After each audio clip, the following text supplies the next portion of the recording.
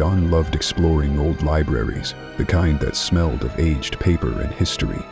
One quiet afternoon, he sat in a dim corner, reading a dusty suspense novel.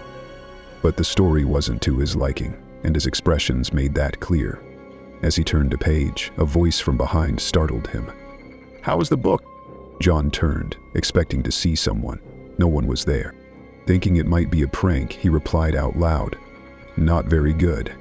Suddenly the air grew cold, and a dark figure emerged from the shadows. It leaned close and shouted, "Last warning, never come back here again."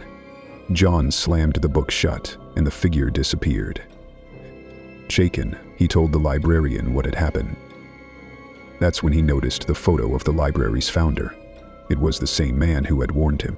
The librarian explained that the founder was a strict and passionate man who had died over 100 years ago. His presence was still felt by those who dared criticize the books. After the incident, John stopped going to that library. It was a stormy evening, and Mark was home alone. The power had flickered earlier, leaving him with only candles for light. Just as he settled in, watching the weather report on his phone, a sharp knock echoed through the house. Confused, Mark went to the door. He opened it, but no one was there. A gust of wind blew a piece of paper into the house. Puzzled, he closed the door and picked up the paper. It read, "Don't let it in." Before Mark could process the warning, the knocking started again. Louder this time. He cautiously peered through the peephole. He was shocked to see his face staring back. It wasn't just a reflection. It was grinning, with cold, white eyes. Trembling, he looked again, but now his face had merged with a dark figure with glowing eyes. Mark backed away, his pulse racing. Suddenly, his phone rang, and the knocking stopped abruptly, leaving an eerie silence. The weather had disturbed the path of evil forces, and Mark witnessed it firsthand.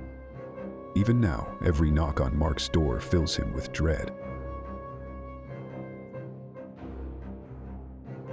Jonathan often works late at the office, and the silence of the empty building helps him focus. One night, as he struggled with a project, a man approached him, introducing himself as Caleb. "I work on the floor above," Caleb said. "Need some help?" Relieved, Jonathan accepted. Caleb worked beside him for 3 nights, offering insights and solutions that saved Jonathan hours of effort.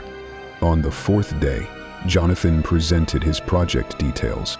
At the end of the presentation, Jonathan thanked Caleb for his help. The room fell silent. "Caleb?" someone asked. "You mean the guy who used to work here?" Jonathan, surprised, asked, "Isn't he still working here? He helped me a lot with this project." But his manager replied, explaining that Caleb had died last year in a road accident. Jonathan's stomach dropped as his manager explained. Jonathan never saw Caleb again, but he still wonders, was it truly Caleb helping him, or something else?